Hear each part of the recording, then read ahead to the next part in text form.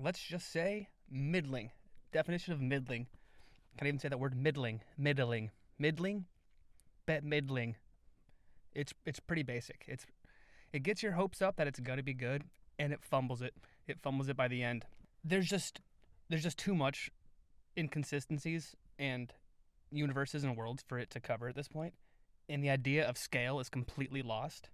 Like when Hitman, so they're shrunk down, stuck in the quantum realm, but when they blow up, the sense of scale is completely lost than it is when it isn't on like a regular coastal town, I think it was in Ant-Man 1 or 2, where he's like in the water, and you really get a sense of scale when comparing him to like the ocean, right, or the shore.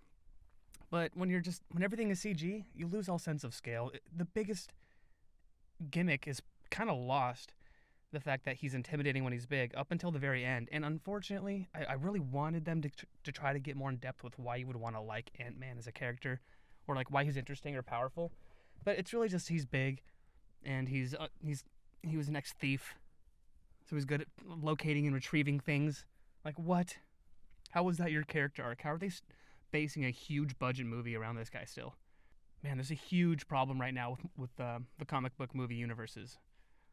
Both Marvel and DC are going through some crazy upheavals in terms of, or at least DC seems to be trying to, but based on the last Flash trailer, which played at the beginning of this movie, or at least in my theater where I'm at, it made it look like they're running into issues where they have multiple casting and they're trying to reboot, but they have multiple actors playing the same character. It's like, what's going on? Marvel should just cut it here, stop.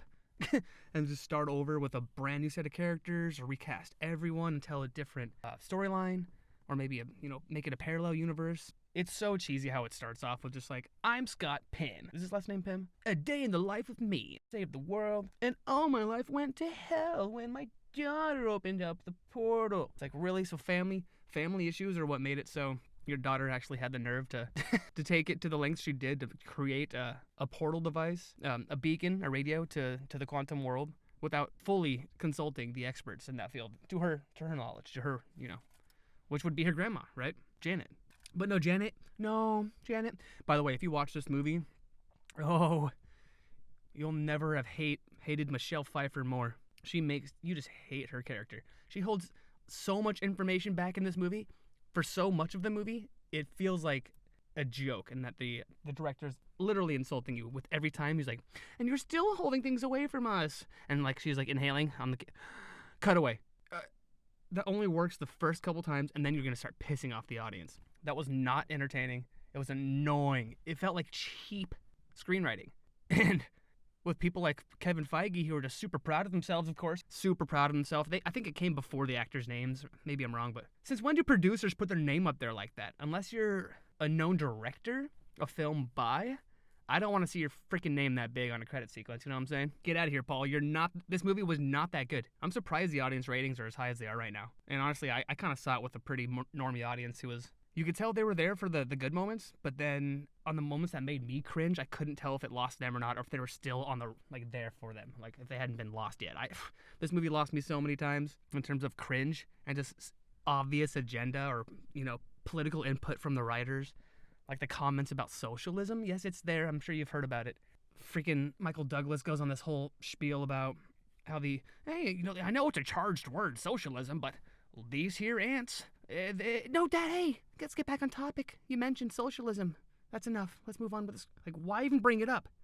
If you're not going to fully make the point about why you think socialism's good, why even bring it up? You didn't even fully flesh out that point. And it's actually a loophole in the story, too, because why do the ants have, like, thousands of years worth of evolution in the same amount of time that it took for the humans to fall through the quantum realm and land where they did, when they landed, per se? Whatever that even means in this movie.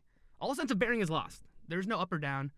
There's no horizon. It's super jarring, and I shouldn't have sat as close as I did to the screen, but what can you do? Saw it on the Thursday night packed, so I could try to get a video out there relatively early, but there's a lot that needs to be trashed on, and some people are a little too nice on these things. So it's time to step it up and tell us how you really feel, lost in translation. So let's see here. Oh my God. I don't even know if I should talk about the obvious. It was only 2 hours and 10 minutes, but it felt like 2 hours 40, 2:30. I just wanted it to end. It felt like an episode to at least the beginning when they're all kind of hanging by the bars, getting sucked in. Like, whoa, we can't stop it. It's like, this is the most childish writing you could imagine. Now we're all here and we're split up. We gotta find each other. Oh no, but someone knows this world already, and she's in with the people. It's like these revolutionaries, these rebels on the ground. It looked so like inspired by and rip off of Star Wars. It's not even funny. Like, you can distinctly tell when Star Trek is on screen and when Star Wars is on screen, but so much these days is trying to be like Star Wars in terms of aesthetics of the makeup, the prosthetics of the alien types, and just the structures of the buildings and the settlements, the people, civilizations, etc., culture, if you want to call it that. But man, I guess it's no surprise. Disney, Star Wars, Disney, Marvel, the execs got their hands in all these projects, and they don't even know what they're making anymore. They're just kind of blending all this shit together. But at one point during that final battle, some of those revolutionaries, I forget if they had those people that had a name for their, group, whatever, the rebels. They're just yelling, "Revolution! Burn it all down!" And I don't know about anyone else, but I cringed so hard because I'm just imagining the leftist writers channeling their love of Karl Marx, Mussolini, heck, maybe even a couple summers ago, burning down the world, Summer of Love. I'm not sure if I'm ready to have kids be inspired by the line, "burn it all down," So maybe get that out of your movies. Let's see. The daughter is just so full of herself. Yeah, well, my dad has been absent, so I'm going to take everything in my own hands. But never really respecting the stakes of what it meant for him to actually be an Avenger and fight in the Infinity War. Just kind of doing things without asking anyone, making stupid mistakes, risking the future of everything because she pings the quantum realm without really consulting Hank Pym and Wasp, who are just kind of like, "Yeah, go ahead, you go, girl," instead of asking some hard questions. Where's the hard questions? That's what I'm here for. Let's ask more hard questions. Why did she get instructed by how to fight, and then an hour later, I guess it's a whole hour later, I'll give him that, but still, she takes on the Moloch guy, the big-faced, the stupidest looking CGI character I've ever seen. She beats this guy, who I'm to understand is like a big kind of he's the biggest weapon. He's a badass. Bait and switching the audience with that guy being the villain, because it'll turn out to just be, what's his name? Darren. Just the guy who from the first movie who got banished to the quantum realm. So yeah, if we have a civilization down here, we gotta bring him back, right? MODOK. How bad was that CGI, guys? They should have left the freaking mask down. Why pull it up so many times? In fact, every single time he was on screen, he says like a little, like half a line with the mask down in like a cool kind of intimidating voice. He looks better with the mask down, and I just knew in the back of my mind, like, they're lifting it up right now, aren't they? The actor's acting. We gotta remind you that this is a human in here, because he's gonna redeem himself at the end, even though he's killed who knows how many people. He's not a dick in the end. I'm not a dick. Like, what am I watching? And there's this alien, this pink, gloopy, gooey alien who's like, I don't have any holes. How many? You have holes. You have a mouth. Yeah, yes. There's other humanoids behind you, because I guess I can't call them humans, who have holes too, who look just like. Why are you having this conversation? It's the most sexually charged, unnecessary, cringeworthy dialogue to have, but it just was disturbing. Stop talking about holes, please, in my comic book movies. Thank you very much. Super inappropriate. I usually love crude humor. I'm just like, dude, stop. This is Disney, right? What are we doing talking about holes? Freaking what? And you know what?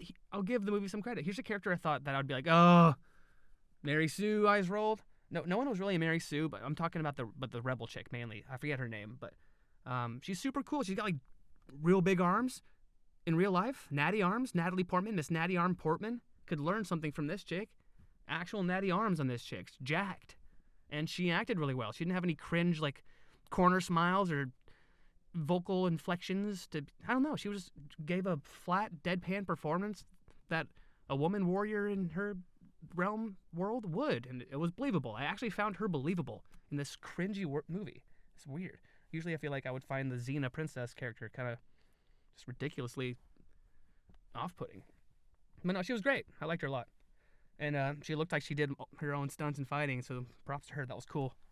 But yeah, in terms of the combat, it's just so on and off with Kang's power levels. Like, there's a flashback that Janet has when she touches the motor coil for this machine that's That's pretty much Kang's way of getting around and killing universes and timelines, quote unquote, whole timelines.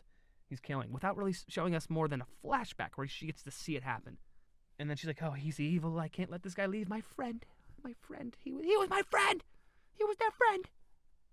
If you get that reference, let me know in the comments. Yeah, so he can what? He can destroy worlds and universes. He can pinch his little fingers in the air and stop you in real life without having to make any contact with you, or there's no psychic sort of visual cue to show that how he's doing what he's doing. He's just that powerful, you know? Don't ask questions, guys. Power levels? You care about that? Nerds!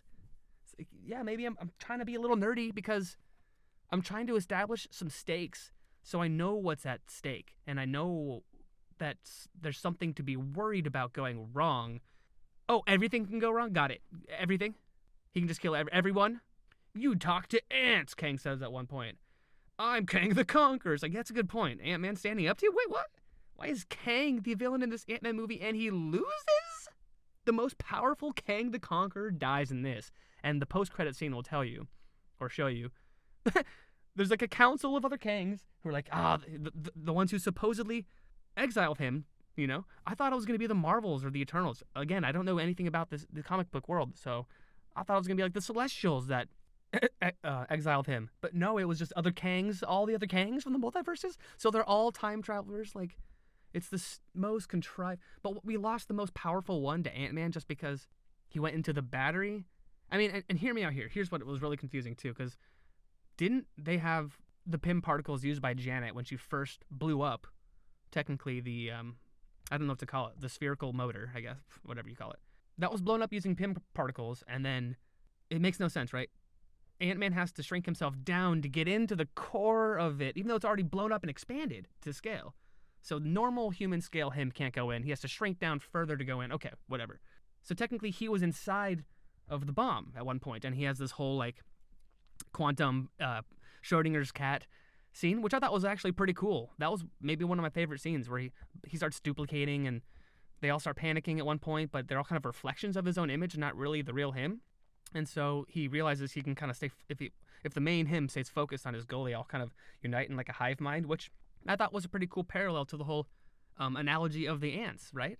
So that was cool. That was cool symbolically and, you know, metaphorically with the imagery there. That was the through line that the movie did. I'm not even sure if they were aware that they were doing that, but I thought that worked pretty well, actually. I'm not sure if they needed Evangeline Lilly to come down there because he throws, like, she comes down to save him for some reason. He throws a Pym particle on the thing and it just disintegrates. And he's like, nah. And he loses hope and the tower of Ant-Man's all kind of give up and they all start crumbling. But she's there to catch him. And then he's like, oh yeah, that's right. I actually had 5 more in my pocket. Let's throw my 5 with your 5 and that'll do it. No problem. I just needed to throw 5 or 10 or who knows how many. The movie doesn't tell you. Doesn't tell you anything.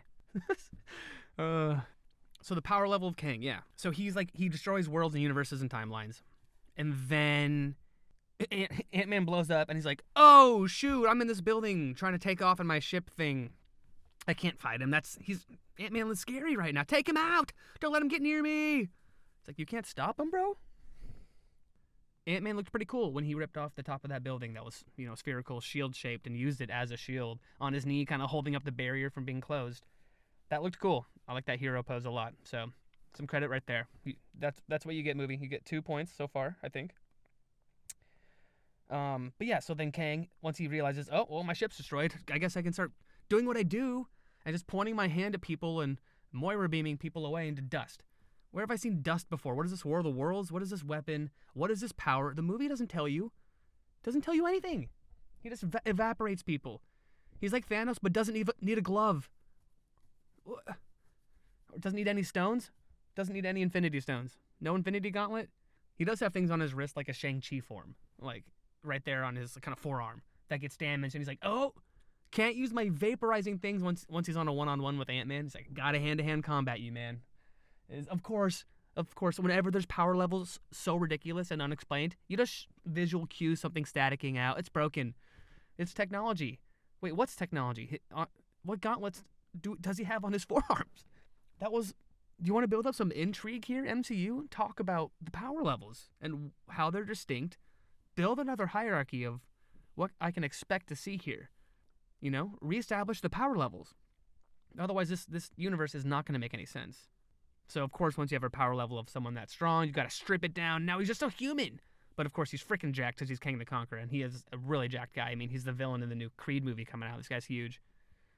And Paul Rudd does look like he holds his weight to a point, but he's pretty much just a punching bag. He's not a fighter, and he knows it, and so he just has to make everyone else lose, which I thought was kind of true to character. I'll give him that line. I don't have to win. We just have to both lose or something like that. So, and then here's another thing that I thought, too. When that happened, he puts a bunch of Pym particles on the core again. And he's like, oh, here we go. Like, is it going to explode, blow up, shrink down? Who knows? But last time it saved the core, so maybe it's going to go back into its blown up state, right? But no, instead of it just acts like a Pokeball and sucks in Kang. But before it sucks in Kang, he starts running towards the portal that's still open in the room before the Wasp comes out at the perfect time, of course, and shoots him back with a blaster. But Scott, this entire time, Ant-Man, he's like right next to the Pokeball core, and he's not getting sucked in or anything. He's just kind of there, I'm assuming, because it was weak. His face was getting pressed up against it. And then he's like, oh crap, there's Pym particles on this. I'm running towards the gate. Kang thinks he dips. Kang dips once he sees Ant-Man put the Pym particles on the core. And so Ant-Man allegedly kind of hangs back by the core, and nothing happens to him. But once Kang rushes the portal, Wasp comes through, blasts him back a couple times.